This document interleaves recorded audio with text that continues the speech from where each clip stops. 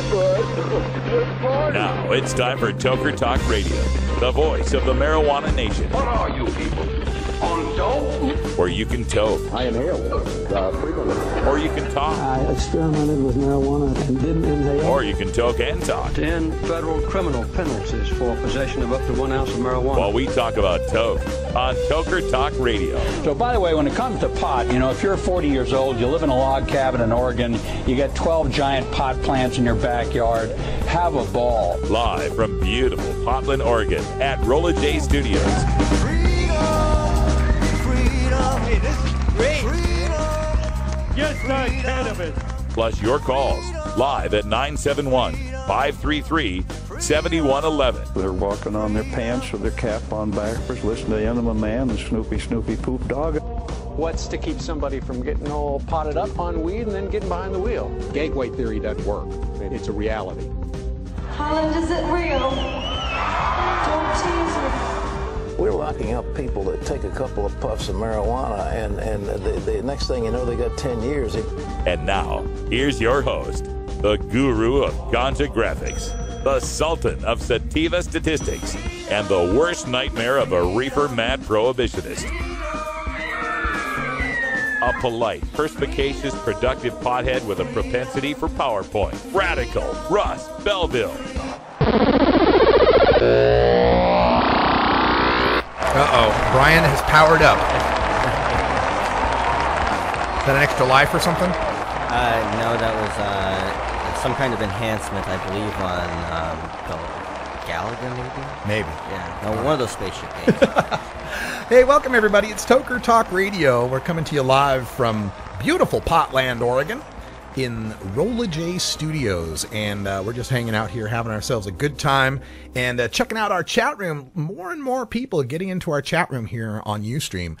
You can go to our chat room. Just go to 420radio.org, and up the top of the screen on the left there'll be some buttons for the chat window, and when you get there, just type /login, and you can make up a username and password, and you can chat along with the rest of our crew. A lot of very knowledgeable folks in there. So if you got a bunch of questions about the show or about marijuana, you can ask them in our chat room. Also want to thank our listeners coming in on the TuneIn and Shoutcast streams. Thank you so much. We're seeing those numbers start to peak out as well. When I left off, I was continuing my Kevin Sabet debate prep, and I think I can get the rest of this in before our first break here. I love this chart that I came up with. I just thought of this last night as I was, kind of condensing some of this information. This is a chart where it's showing how many kids say that it's easy or fairly easy to get either marijuana or tobacco. Now, in the case of marijuana, it's 12th graders, right? And if you figure a 12th grader is like 17 to 18 years old, that's 3 years younger than you want for the legalization, right? I mean, politically, I want legalization for 18-year-olds, but you know what I'm saying, right? Most people are going to say that the first legalization is going to be 21 years old. So 18 represents 3 years younger than they should be able to get marijuana in an ideal world in Colorado or Washington, for that matter. The dotted gray line are the 10th graders who say it's easy or fairly easy to get tobacco. Now, they only started counting this like back in 1991. The marijuana goes all the way back to 1975. And the thing you can tell about the marijuana is it's always been between 80 and 90%. No matter how hard we fight the war on drugs, since 1975 at least, we can't get fewer than 4 out of 5 high school seniors to say it's easy to get pot. Right? You look back in the 70s, it was close to 90%. In fact, peaked out around 90, 91% in both 1979, which was the height of marijuana use in America. 1979, you had 60% of high school seniors who had admitted to trying marijuana. 60%. It's about 45% now. So when they say, oh my God, use is going to go up, for every, 3 high school tokers there is now, they'd have to add a 4th high school toker to match what 1979 was, right? 45% up to 60%.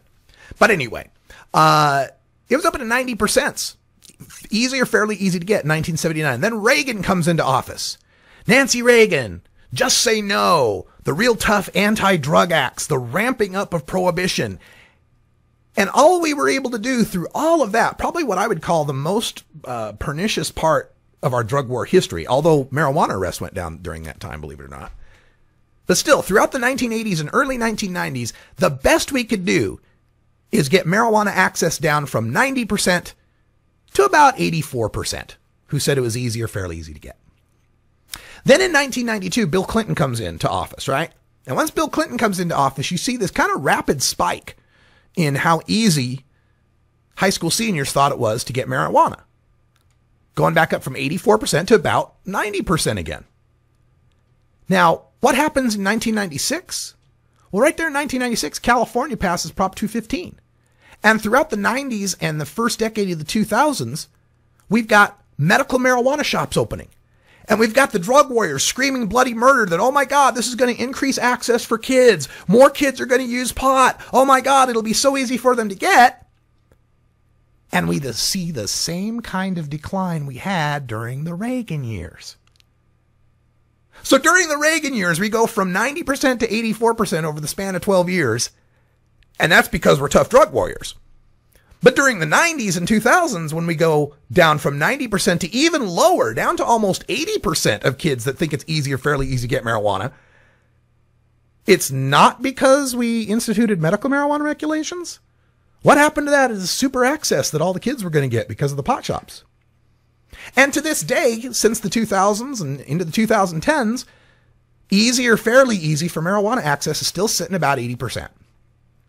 So when these people say, oh my God, if we legalize it, there'll be so much more access for kids, I'm like, how much more easier could it already be?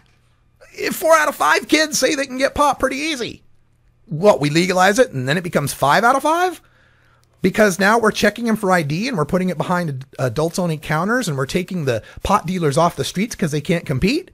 And it's supposed to get easier for them to access? Well, the proof against that is this dotted line. The high school sophomores, 3 years too young to be able to get tobacco. It was easier to get tobacco in the early 90s than it was to get marijuana. Then, what happens in 1997? The tobacco lawsuit, the Master Tobacco Settlement Agreement that started carding kids and putting the smokes behind the counters. And look what happens to kids' access to tobacco. A more rapid decline than any decline in access to marijuana. We'll be right back after these messages from our 420 friendly sponsors. Support these advertisers because their ad money goes straight to the Russ Belville Show. You're tuned into the Russ Belville Show, the voice of the marijuana nation.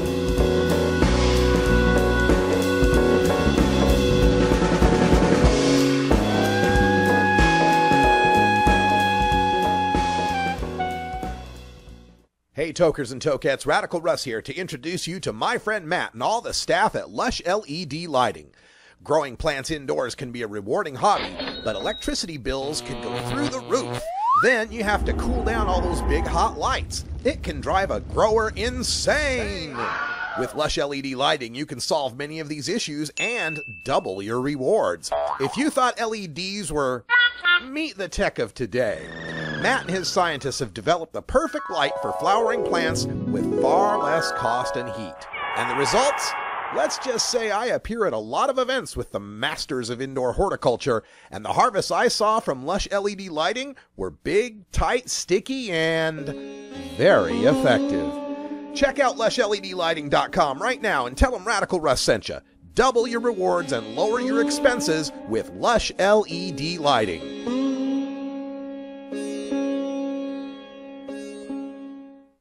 .420 Radio, turning red states and blue states green. I'm Radical Russ Belville, and I want to thank you for listening to 420 Radio. We couldn't survive without you and our sponsors, and I'd like you to check out one of our prime sponsors, the National Cannabis Coalition. I've been working with NCC since June of 2012, and I'm proud to be part of the team they have assembled. National Cannabis Coalition is building the partnerships with reformers, lawmakers, and industry we need to be successful. Visit the National Cannabis Coalition website at nationalcannabiscoalition.com or the easier-to-remember ncc420.com. That's where you'll get the exclusive first look at my radical rants, as well as informative articles from the nation's top cannabis pundits. Visit ncc420.com today, and if you have your phone handy, text Russ to 420-420 to support NCC and 420 Radio. It's a free text message that helps us help you end adult marijuana prohibition. Learn more at ncc420.com, and thanks for supporting independent marijuana legalization public radio. We got a future. Do you got a future? We got some energy. Do you got the energy? Tonight you are the law. Tonight I am the law. Welcome back, everybody. Toker Talk Radio, 10 after the hour. That's Valiant Thor with I Am the Law. I am the law. Respect my authority. I am the law. So glad to have you here. We're having a little South Park here. Having a little fun with this. But, yeah, I'm loving this chart. You know, this, it's just weird. Sometimes I'll be working and I'll be looking over data and I'll see something that makes me go, oh, wait a minute. That's a very interesting way to put that. And so I thought that comparison of the tobacco and the marijuana, a pretty good one. Again, why are we supposed to be afraid that more kids are going to have access when they pretty much have access? You know, it's the teenagers that know where to get the weed. Hell, if you're like a 60-year-old cancer patient and you just came into town to get your medical card, first place you might stop is some teenager. Yeah, or, you know, your grandkids. Ask the grandkids, that's right. So let me continue. I guess 3 more pages of this testimony. Kevin Sabet will play on fears of kids getting marijuana. But since we've enforced alcohol carding, lifetime alcohol use among high school seniors has fallen from over 90% in the 1980s to under 70% today. Since we enforced tobacco carding, lifetime use of cigarettes has fallen from over 70% in the 1980s to under 40% today. And during the entire medical marijuana era, as access to marijuana supposedly increased, lifetime use of marijuana has hovered at around 45%. Now, Kevin will also say more people use alcohol and tobacco because somehow marijuana's illegality reduces use. That makes it hard to explain how legal alcohol and tobacco are being used less often, and marijuana use has exploded since being criminalized in 1937. And here's the data chart for you. The high school seniors who say they have tried alcohol, that's the yellow dotted line, tobacco, the gray dot line, and marijuana, the green solid line. These are the high school seniors, 12th graders, who in their lifetime say they've tried these drugs. And this is just during the medical marijuana era, right? Just as we started liberalizing marijuana laws, and all hell was going to break loose. And just even in that span, alcohol use has gone down from about 80% to under 70. Tobacco use has gone from over 60 to under 40. And marijuana use it's gone up to 50. It's gone down to about 42, but it's pretty much stayed the same throughout the entire medical marijuana era. Continuing. The fear of mayhem on the roadways if marijuana is legalized is also overblown. Since medical marijuana has been implemented, traffic fatalities have fallen and remain below national average in Colorado, Washington, and Oregon. Marijuana's crash risk is least among most drugs consumed in America and far lower than alcohol's risk. And for the data charts, this is a chart of the traffic fatalities per 100 million miles driven. Okay, because some states are smaller and then people aren't going to drive as much, so it's not fair to compare, say, Montana to Rhode Island, right? So they do it per 100 million miles. And the red dashed line is Oregon, and the blue solid line is the national average. So at the beginning, before medical marijuana, 1994, 95, 96, and 97 in Oregon exceeded the national average on traffic fatalities. After medical marijuana passed in Oregon in 1998, Oregon has been at or below the national average and has fallen at a greater rate than the national average in some years. And for comparison's sake, I've added smaller dotted and dash dotted lines for Colorado and Washington, respectively, who are now also both below the national average in traffic fatalities. The Journal of Accident Analysis and Prevention published what are the odds crash risks for a driver compared to a sober driver. A sober driver would be a 1-to-1 crash risk. A marijuana driver is a 1.81-to-1 crash risk. A narcotics driver, like OxyContin or Vicodin, is a 3.03-to-1 crash risk. Stimulant users, like Adderall or Ritalin, are 3.57-to-1 crash risk. Depressant users like Ativan or Valium are 4.83 to 1 crash risk. And alcohol, 13.64 to 1 crash risk. Nobody is saying that marijuana use is harmless or that marijuana drivers are better drivers. We are saying they are better drivers than users of any other drug. Now, Kevin Sabet will also attempt to portray the legalization in Washington and Colorado as the beginning of a massive increase in stoned driving, when in fact, legalization just means police are focusing better on the marijuana-impaired drivers who were already on the roads. The quote that they like to work on is that the Washington State Patrol logged 745 THC-positive drug tests in 6 months, but just over 1,000 for the entire last year. But that fails to account for the Washington State Patrol ordering blood tests in more suspected marijuana impairment cases thanks to the new unscientific DUID law. Of Washington State Patrol's positive tests, 56% were over the 5 nanogram limit this year, compared to 62% last year.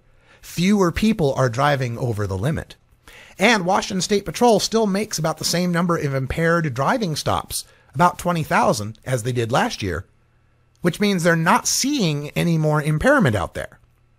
And impaired driving fatalities in Washington fell from 301 in 2006 to 199 in 2011, and they're on pace for 80 in 2013. Also, the states participate in an annual federal DUI crackdown that's conducted between mid-August through Labor Day. And by the way, coincidentally, just happens to take place beginning on the weekend of Hempfest in Seattle. So the police in King County on the opening weekend of the first legal Hempfest are part of this federal DUI crackdown. In Washington State, they found in Kitsap County 1/3 fewer DUI stops, and in King County 1/5 fewer DUI stops than the year before. That's the majority of the Seattle metro area with fewer DUI stops, despite marijuana being legal this year. And in Colorado, during the same period, in Jefferson County, just 1 in 6, in Arapahoe County, 2 in 17, Adams County, 1 in 38, the city of Aurora, 8 of 141, and the city of Denver, 1 out of 157 DUI arrests were for marijuana. The total being 13 out of 359 DUIs, after Colorado had legalized marijuana. Now, since 2009, there have been 11 national public opinion polls showing majority support for legalization. The Gallup poll's measurement of support jumped from 48% the year before Colorado and Washington legalized to 58% the year after. The question isn't if we're going to legalize marijuana markets in Oregon, it is when and how. If the legislature fails to act, marijuana legalization language preferred by marijuana activists and aficionados will be placed on the ballot in 2014 or 2016, and it most certainly will pass.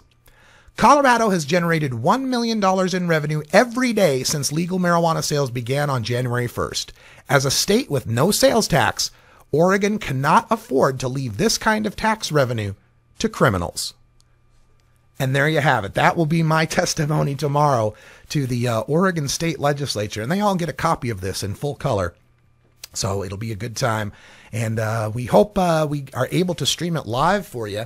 You can check out the Oregon State website, Oregon.gov, I believe. And in the legislative section, there should be some links for the various live streams and webcams that they have available. I believe all the hearing rooms are streamed live. And we will be there tomorrow at 2 p.m. Pacific time for the hearing. We'll probably be there earlier, probably around noon, meeting with other marijuana activists and maybe doing some interviews, breaking in live to do some news coverage.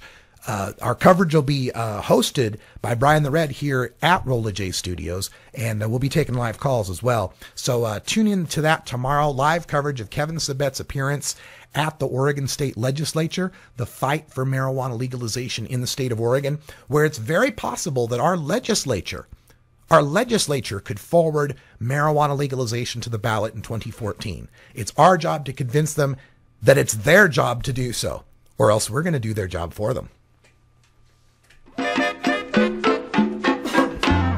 All right, well, the clock on the wall says it's 4:20. Time to get high. It's always 4:20 here at 420radio.org. Yeah, right. And I got these Ritz with extra filling. Oh, have you ever met that funny reefer man? A reefer man. Have you ever met that funny reefer man? A reefer man. If he said he swam to China, he would sell you South Carolina. Then you know you're talking to that reefer man.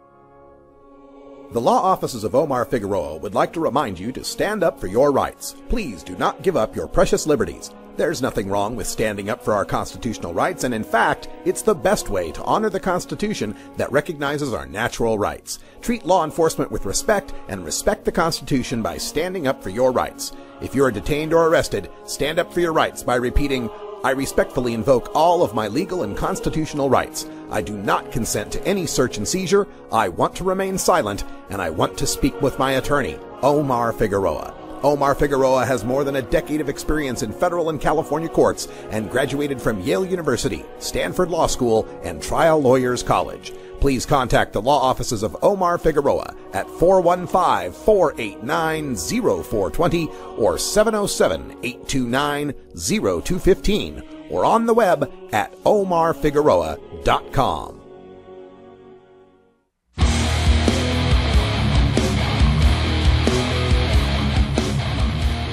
You know Herb Thrasher from the Herb Thrasher Flower Hour. Now get ready for Herb Age Designs for the proud cannabis consumer. Herb Age Designs, lifestyle gear for the 420 friendly. Herb Age Designs, home of the famous lighter leash.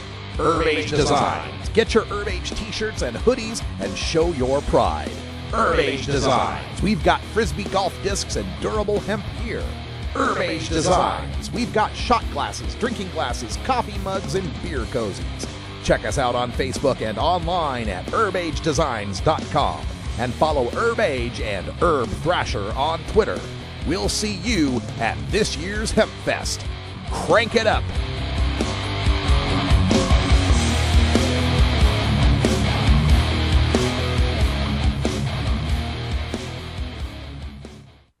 Red Eyes Reggae Flashback with Brian the Red from Portland, Oregon. Live every Wednesday night at 8 p.m. Pacific, 11 p.m. Eastern, 4 a.m. GMT, right here on 420radio.org.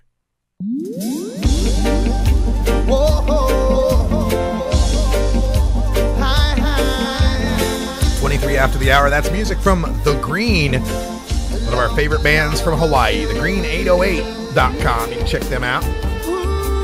Brian is sporting the Big Daddy Fink pot leaf shirt today. Oh, yeah. They look very nice. Just stand up, give them a look at that. That's our own Big Daddy Fink's design. That's some blood wreck right there. Very, very, very cool. TGA strain. That's right. Very cool. And what are we smoking on? I think that's some Crippet. Crippet? The Crippled Rhino Pitbull Cross. Tastes all right. Kind of got a, what is that on the back end of that? Back taste to that, you know what I'm saying? It's like a not tangy, but it's like a caramel almost. It's like a maybe thick, maybe like caramel, like a caramel whiskey or something. Yeah, you know, that's it made me feel kind of like a whiskey hit. That's it. Oh yeah, yeah. Interesting. It's got that air that what do they call it? That forces the nose open, the senses, something. Aromatic. Something like that. I don't know. I'm just barely beginning to become a pot snob. You know, Hey, man, it took me a while. People think that I was just born a pot snob. No. Shit. I grew up smoking out of a black... Shit, Brian's like, what strain you gotta go? I don't know. He goes, oh, well, it's definitely a Kush. I think was probably grown outside and by a left-handed gardener. Definitely a left-handed gardener. And, I think it was packaged in a... No, definitely a hefty brand bag. It wasn't like a generic bag. Yes, this was also the light was 1150 lumens. It was supposed to be 1200, but it had a short. I am the Perry Mason of weed. Jesus. Like, Jesus, can I smoke it now already? Well, you can smoke it as much as you want, as long as I get to analyze it. That's right. He gets to analyze it. Check out the trichomes, make sure they're nice and He's my own and... mobile lab. That explains the antennas on his head. I have come to inspect your cannabis. That's right. Take me to your dealer. I think we all had that poster. Remember that poster? Take me to your dealer? Yeah. I had it.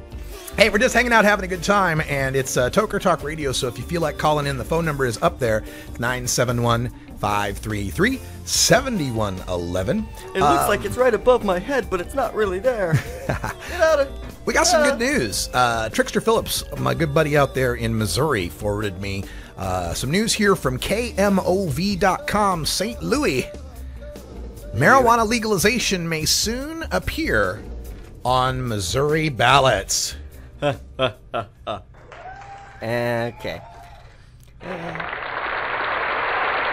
You know, and I've been saying this ever since, 2012, when they passed in Colorado and Washington. The dominoes are going to keep falling faster than we could have ever imagined. Because once that crack is there, once our foot is in the door, which it got back in 2012, they can't not talk about it. Yep. It's... And now there's a reality look at it. And it's the new taboo for them. They can actually talk about it and not feel all, oh, who's listening, because everybody's talking about it. And it's not an abstract anymore. Somebody in the chat room was saying everybody needs to convince or call on their state representative to go on a fact-finding mission to Denver and Seattle. Mm-hmm. Denver or Seattle. Yeah. Fly your ass out there and see what it's all about. I would prefer... probably tell them, Denver is better, but... Because it's got the established markets and the regulations and stuff. And the actual outlines of how everything's going to be, the testing, the regulation, the tracking, all the stuff that we're looking forward to here in Oregon with 3460. Exactly. Now, back to the Missouri thing here. This is an interesting tactic here in legalization that I don't think has been proposed before, and all due credit goes to my friend Dan Vietz, who is the head of Missouri NORML, and he's also a member of the NORML Board of Directors. By the way, anybody out there who's like, NORML doesn't do anything, this is what NORML does. Just so listen up. Dan Vietz filed 13 legalization petitions. 13 different initiative petitions. All 13 of them have been approved by Missouri Secretary of State Jason Kander. Now, you're out there going, 13? Good God. It's like, how many times do we have to legalize it? But no, here's the deal. Here's why this is so freaking brilliant. He filed 13 petitions, right? But each one of them slightly different. Now, I don't have the details on how they're different, but let me just speculate. Let me just say that maybe one of them says, okay, an ounce is legal and you can grow 6 plants, and there'll be pot stores that are run by the state liquor board. And then the second one might say, okay, well, you can have an ounce and you can have 4 plants, and the pot stores are run by a new board.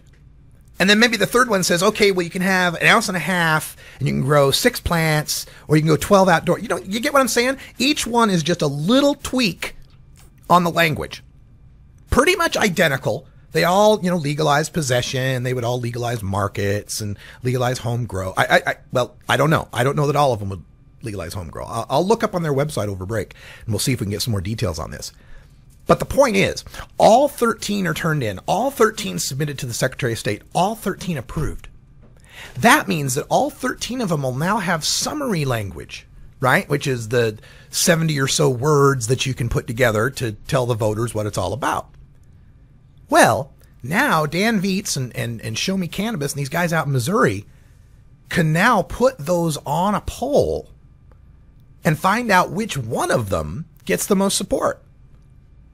And you got 13 different ones to choose from, right? So you get to it's like natural selection. It's like Darwinian evolution, man. The one that gets the most support, they'll scrap the other 12 and they'll run with that one. OMG. Activist groups that are actually putting together ballot initiatives and basing them on which ones will pass. This is a new day, folks. It's a new day. All right, let me go to the camera here because Left Wing Larry just showed up with some fun. Hi there, Larry.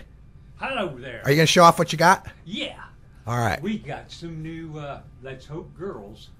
Here we go. Seedlings. Raise them up just a little bit. Additions to the higher. family there. A little higher. A little bit more. There we go. A little more up. Here, wait a minute. I'll just take one out here. There we go. We'll go like this. And point that mic at your face. How's that? There we go. A little higher, though. A little higher? Yeah, there we go. Put something up behind it so it'll focus there, like your hand or something. Just like everything here at 420 Radio, we like it a little higher. There we go. So there's our little seedlings. Hey there, little one. Little baby. We've got 11 of them. You got 11 of those, and one seed didn't pop, huh? One hasn't popped yet. Still waiting. Still waiting. All right. We'll see whether she pops or not. Now, aim that mic at your face there, and then what kind are they? These are called power naps. Power naps? They're a cross between a white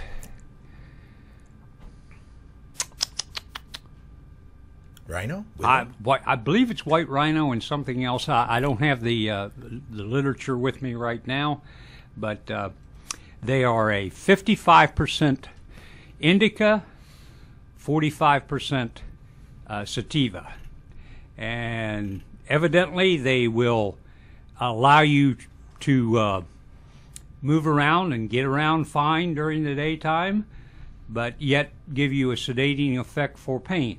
Aha. So we'll find out how they do. Yeah. And this time they will be protected. That's right. They will be protected from the rippers. That's right.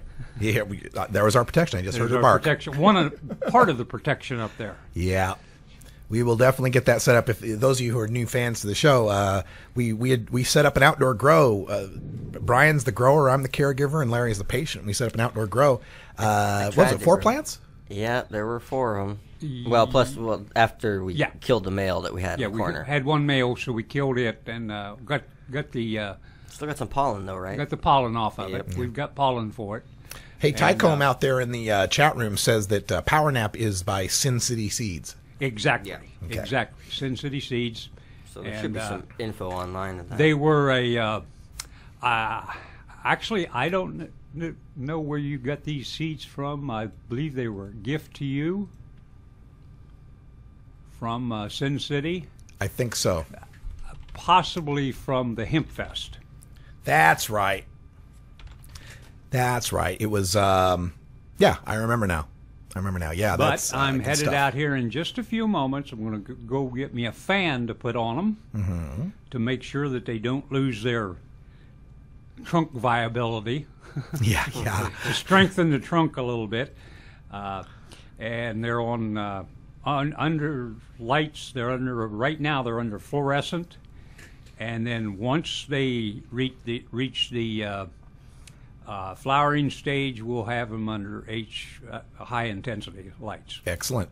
Sounds like a plan. Okay. All right, and then looking at the polls out there in Missouri, I was trying to find this link to the. Oops! Don't close that window, Russ. Looking for that link to a poll there in Missouri to see what they're at as far as support for any of these, and it looks like we've got. Yeah, it doesn't really say. Oh, no, here it is. A survey commissioned by Pro-Marijuana Group claims a majority of Missourians think marijuana should be legal. According to the study, 50% of respondents supported the measure and 5% were undecided. So that was last year. And now they say the support has increased to 54%. So now they got a clear majority. They've gone from 50 to 54. And in the previous, if it's 50 and 5 are undecided, that meant 45% opposed. It doesn't say what the opposal is in the latest survey, but yeah, 54% in the state of Missouri. We got the possibility of medical marijuana passing in the state of Florida. We're going to start to see some of these southern states. Oh, and by the way, don't forget that on Tuesday, we will have either the announcement or we'll have Sharon Ravert herself from Peachtree Normal in Georgia to tell us all about their poll numbers that they've recently gotten. And we don't know what they are, but given that she was excited about it, I think they're probably good. They're probably majority support. And this is going to start rippling through the South where, you know, they're going to have to come to terms with the fact that people smoke pot everywhere. Everywhere. And there's lots of good pot. Lots of good pot. Some of the best pot I ever smoked was in Florida, actually. From an indoor grower. And this grower, oh my God, the level of security and paranoia, and justifiably so. Right? Yeah. Like, all the whole room was sealed in the anti-thermal paper, right? Where the heat guns. Heat reflective. Yeah, heat reflective. Yep, so they can't fly over in their choppers and see the hot spot. Yeah. All of the venting of the the air was run alongside and underneath the existing venting for the house, right? The existing HVAC. So there was no, it would look, if you happen to see through it. Just heat in the house. Yeah, I mean, just one of the most sophisticated clandestine grows. How I would do things if I had money. Yeah, and this was in like a subdivision. This was in a subdivision with, I think, in fact, if I remember correctly, a cop who lived just 2 houses away. Like a county sheriff, a Florida sheriff or something, lived 2 houses away. And this grower was growing, in pretty much just the upstairs of this big old suburban house the grower was in. And it's just, wow. Because I get to see, I'm lucky that I get to see a lot of grows, but lately they're all in medical states or now in legal places, and they're freaking warehouses. Right. It's to be able to go back to, where it's tough, and to see the guerrilla growers and the people that are, growing indoors and taking all these precautions, man, it just reminds you what we're fighting for. I'm glad we don't have to do that. Oh. Other than the rippers. So different. We have to worry about rippers more than we have to worry about cops. Yeah, well, and I say it's their own fault when they, their customers get all pissed off because there was a high CBD strain that doesn't get nobody high. Yeah, really. Hippie's disappointment. Yep. Yeah, I would love some of that strain, actually. It would probably be awesome for me. Well, this is the other thing about legalization that needs to be said. And that I don't think, people that are opponents or on the fence about marijuana understand is, they keep getting this, oh my God, the potency of marijuana has increased, 50 times since Woodstock, right? Or whatever the hell the number is now, right? Whatever, right? But the thing is that marijuana potency has increased. But you know why? Because of Prohibition. When we started alcohol prohibition, most people drank beer. During alcohol prohibition, most people drank whiskey. The reason why is because these smugglers had these Model Ts or whatever the hell they were driving back then. It's the 30s. Studebaker? I don't know. But they had these cars and they had a trunk, and you can only get so many bottles in the trunk. So what are you going to put in there? The beer that you can only sell for X, or the liquor that you can sell for 5X. Whatever the price might be, right? Exactly. So that's what happened is it got more people into hard alcohol during Prohibition. That's the iron law of Prohibition. It always makes drugs more potent because of the premium on smuggling space and the fact that your customers don't have other options, and so they always want to get the most bang for the buck. In an illegal market, what's good marijuana? The good marijuana. The good stuff, right? That's what people want to buy because, goddamn, I got to sit down $300 for an ounce. I don't want it to be swaggy stuff. I want it to last for a while, right? Yep. Well, now in Colorado and soon to be in Washington, they're actually getting demand for lower potency strains. And this is something we found in surveys. They did surveys that compared San Francisco and Amsterdam, 2 cities that you could kind of make similar comparisons about, specifically their marijuana and people's tastes in marijuana. And what they found is in Amsterdam, the people, even though they had quasi-legal access to it at the coffee shops, preferred to smoke weed of medium to low potency compared to the customers mixed with tobacco at that. Well, mixed with tobacco as well, compared to the customers in San Francisco. And now we're finding in Colorado, some of the older customers are saying, Jesus Christ, this, Bubba Kush is knocking me on my ass. You got something that's just like sipping weed? Yeah, that's like people who just drink, Pabst. Yeah. And the same thing applies to like what you were saying about CBD. We damn near bred CBD out of marijuana because the premium on getting high. But now that it's legal and medical, more growers are growing CBD. And it's not just the CBD. I'm way into the full range of cannabinoids, the whole spectrum. I can't wait to see these, great strains that are full of CBCs that, help Alzheimer's patients, or CBG that helps people with degenerative disc disease regrow, It's ridiculous, that we're just focusing on a couple of compounds when there's like at least 60 in there that have some beneficial effect, you know. Yeah. I'm just saying, it's going to be great when we get them. You know, you talk about the beer as opposed to whiskey. Mm-hmm. I knew an old homebrew guy back in, he was a friend of my father's. And this guy, he didn't want the whiskey during the Prohibition, so he learned to homebrew. And let me tell you, the first of that I ever tasted was as good a beer as I've ever tasted in this world. He was a connoisseur. Mm-hmm. And he produced connoisseur beer because of Prohibition. Yeah, exactly. Otherwise, he would have bought the beer at the local store, and so he became a connoisseur. Yeah. And now, under legalization, what we're going to see is we're going to see growers have to distinguish themselves on the smell and the taste and the other qualities of weed other than just how high it gets you. Because now people have market information. They can comparison shop. That's going to make all the difference in the world. Prohibitionists don't understand that what they want to see happen would best be accomplished by the most liberal legalization possible and the cheapest weed possible. It seems counterintuitive, but if weed only cost $1 an ounce and you could buy it in any state, almost all the problems involved with marijuana would evaporate. All right, when we come back, we're going to take a look at what the DEA head has to say about legalization. You won't be surprised. It's his job. Stay tuned. The Russ Belville Show is blogging and podcasting daily at radicalruss.com.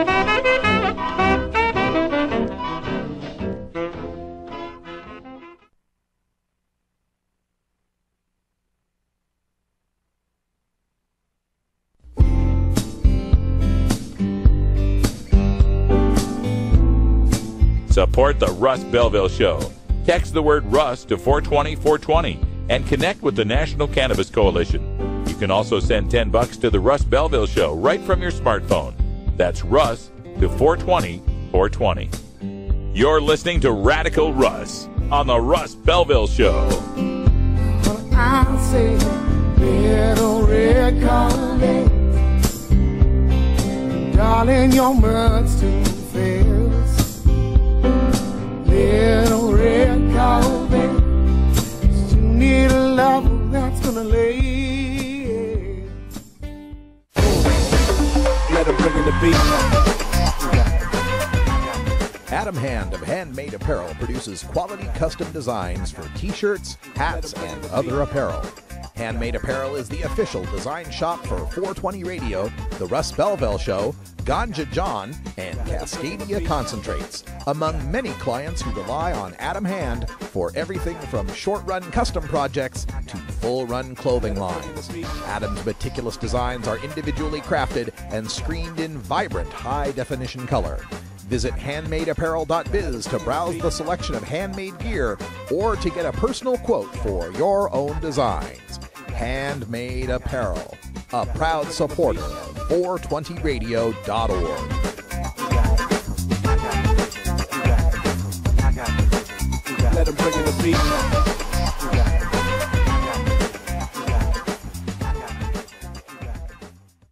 420 Radio. Tune in, turn on, get highly educated. Hey, this is Willie Nelson for Normal. And if you're one of the 26 million Americans who smoked marijuana last year, you need to get involved in the drive to legalize marijuana. We need your help to stop the senseless arrest of more than 800,000 Americans each year on marijuana charges. Together, we can end marijuana prohibition and stop the arrests of marijuana smokers. To learn what you can do to help, contact NORML at NORML.org or call toll-free 888-67-NORMAL.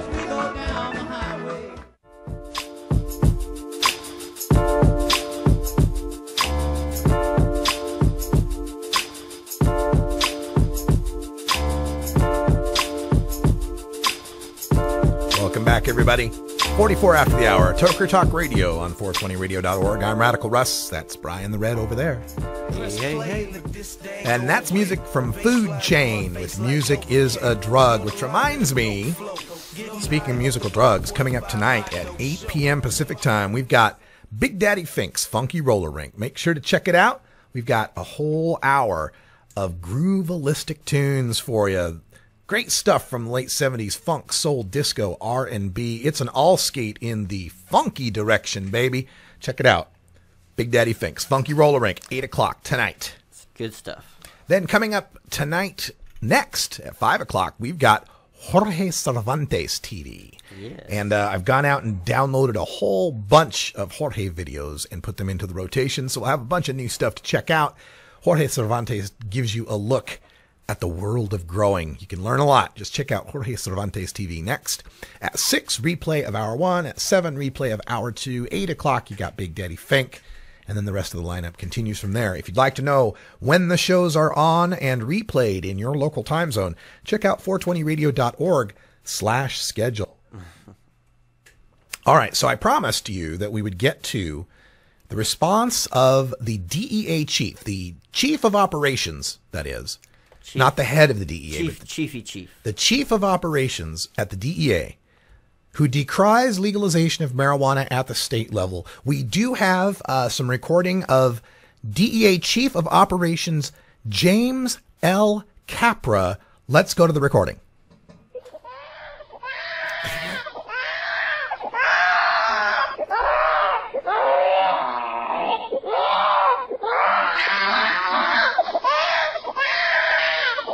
Yes.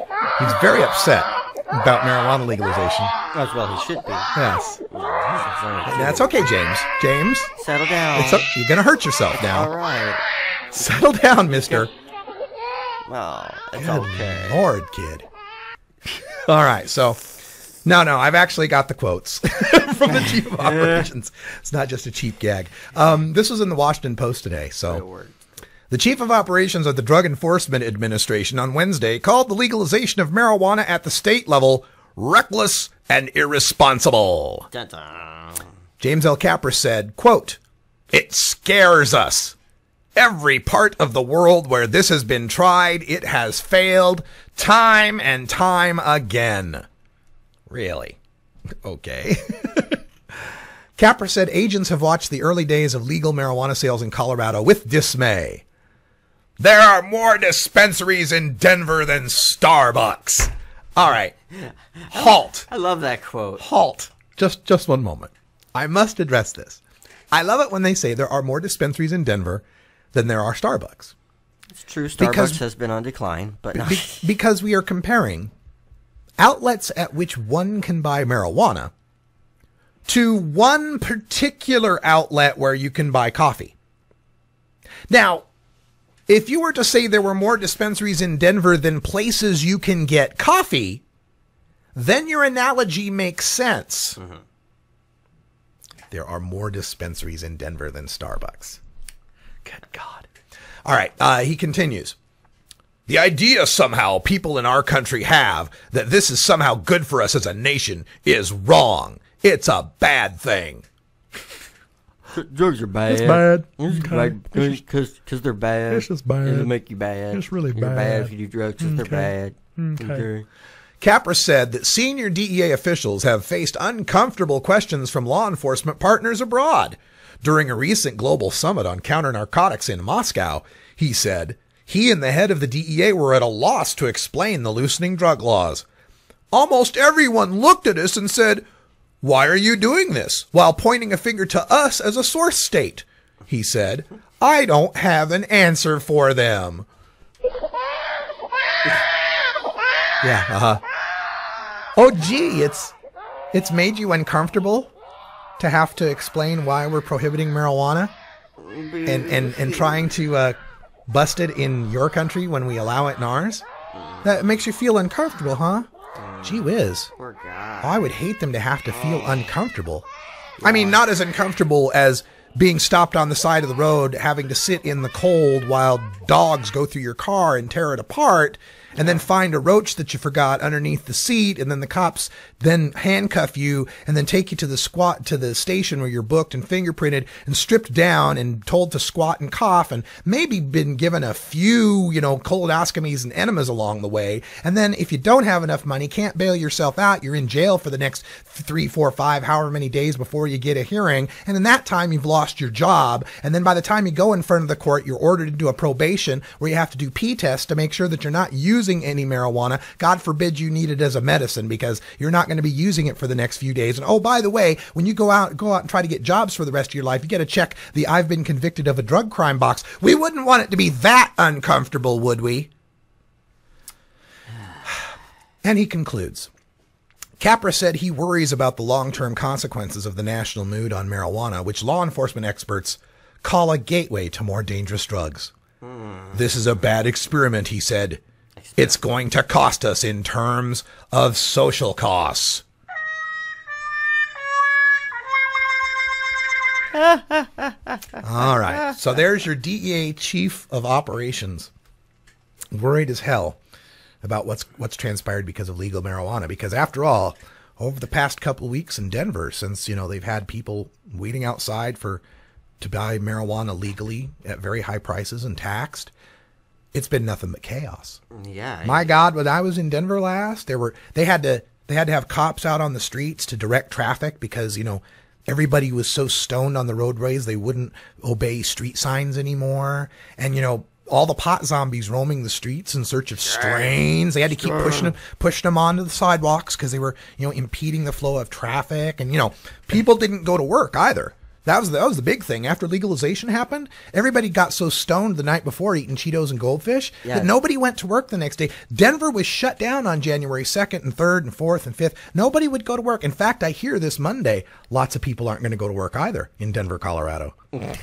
But, all Denver just came to a screeching halt. The fire department was out there constantly. They couldn't keep their trucks out there enough because of all the riots and looting and fires. And plus all the random clouds of smoke that people were reporting as fires when they were really just parties. Yeah, you saw that on CNN, right? Y'all saw on CNN and Fox and MSNBC how, Denver, Colorado has now just gone to hell, how the State Department has now issued a travel advisory because of the danger. Yeah, how you saw that fake news report online where there were like 37 deaths from marijuana overdose on the first day alone.